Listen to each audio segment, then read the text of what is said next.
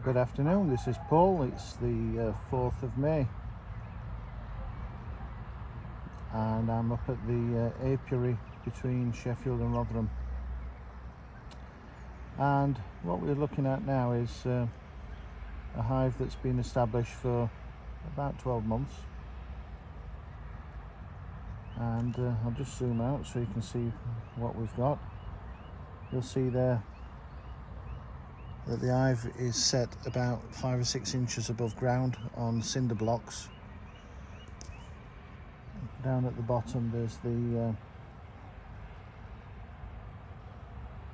landing board with a screened bottom, and above it there's a brew box, and then the red one is a honey super, and then the lid on top.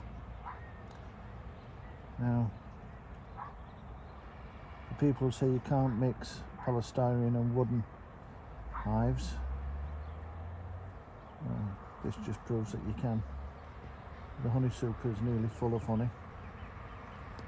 The queen's laying exceptionally well, and as we zoom in at the entrance, you'll see an abundance of pollen being brought in with the bees. That's a big one just going in the door. And the main forage around here at the moment is dandelion, and about half a mile away we've got rapeseed with the bright yellow flowers, and that's what our friends in America called, they call it canola. It's rapeseed here. Now, without even going in the hive, I can tell that the queen's laying very well, and that's quite obvious by the amount of pollen being brought in. Some of the bees are struggling to climb up the board because of the weight of the pollen on the back legs, as you can see. Now, it's always a sign that the queen's laying well when this amount of pollen is being brought into a hive. It's the brood. The tiny bees eat lots of pollen. It's their main source of protein, and their main carbohydrate comes from nectar, which is then evaporated down into honey. But as you can see, they're bringing lots and lots of pollen in, which is a clear sign that there are lots of young and lots of potentially new young as well. And they really are bringing lots of pollen in. Now, every product that the bees pull into a hive and make is useful to a beekeeper, and it's useful to the hive as well.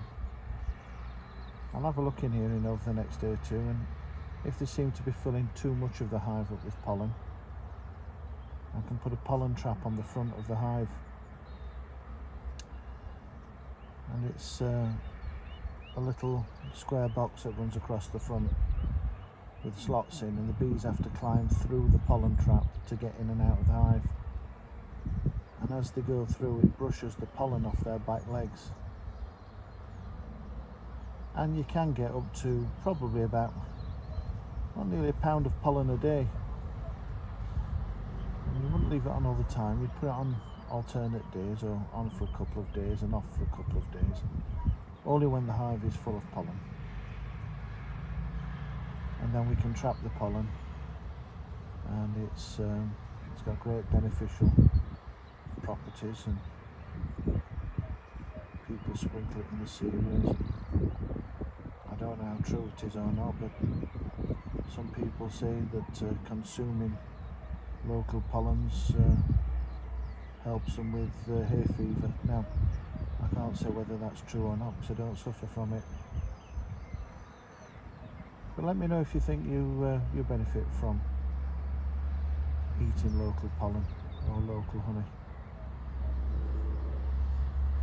And if you think you'd like some of our local honey, then drop me a message.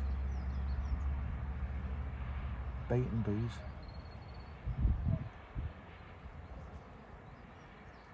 So there we go. Look at the amount of pollen going in there, that's a lot. It's a lovely active colony, this one. And the bees are really benefiting from the local forage. Any comments or questions, drop me a line. Please share this video.